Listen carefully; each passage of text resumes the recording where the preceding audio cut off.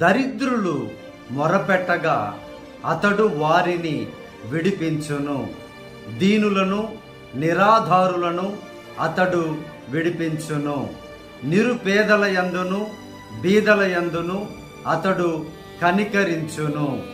బీదల ప్రాణములను అతడు రక్షించును.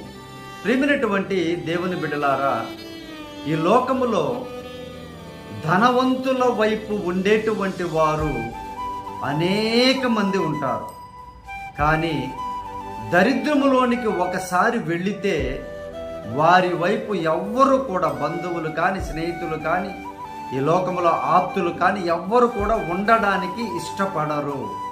కానీ సర్వోన్నతమైన దేవుడు యేసుక్రీస్తు వారు నీవు దరిద్రములో ఉన్నా సరే ఆయనకు మొర్రపెట్టినట్లయితే నిన్ను ఆయన విడిపించేటువంటి నమ్మదగిన